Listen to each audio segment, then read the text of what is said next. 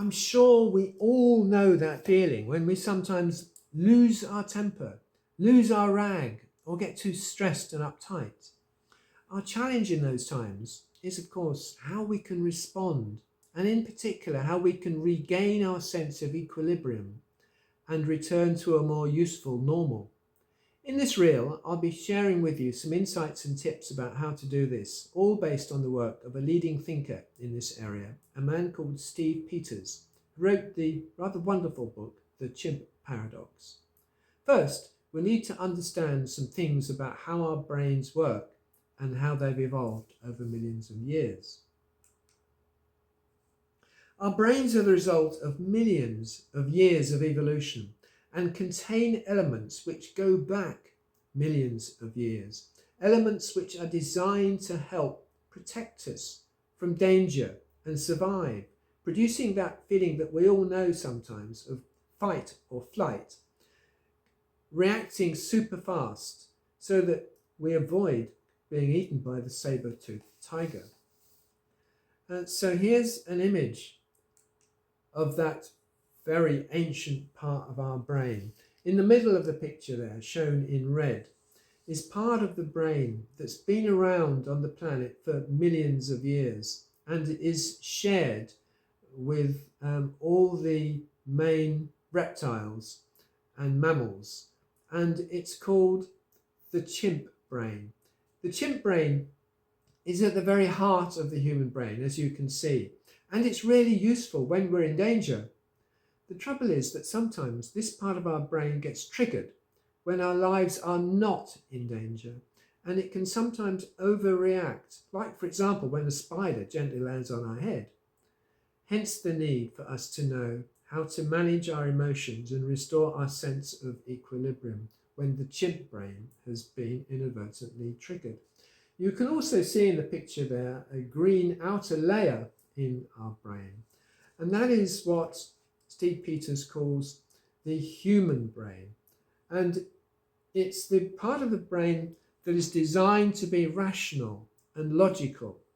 And the trouble is that the chimp brain is much faster than the human brain.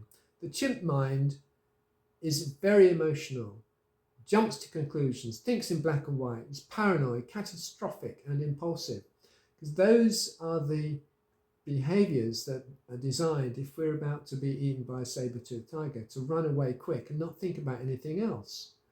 And managing our impulsive chimp mind is one of the biggest factors in our success in life, Steve Peters says. The human mind, the human brain, the outer layer of our brain, shown on that earlier slide in green, is logical, it's rational, it's evidence-based. It sees things in context, it sees things in shades of grey and balanced. The trouble is that the chimp brain is 5 times quicker and stronger than the human mind, and it's very easy, unless we know about this stuff, for the chimp mind, the chimp brain, to become much too dominant and take over our thinking and our emotional responses. And it's a bit like managing your chimp. It's a bit like owning a dog.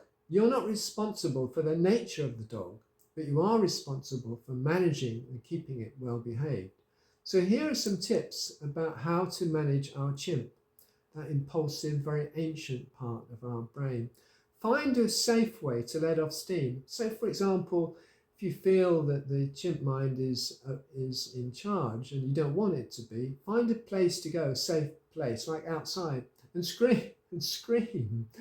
Change the way you breathe. Go for a walk. Listen carefully to your self-talk and change it into something more positive.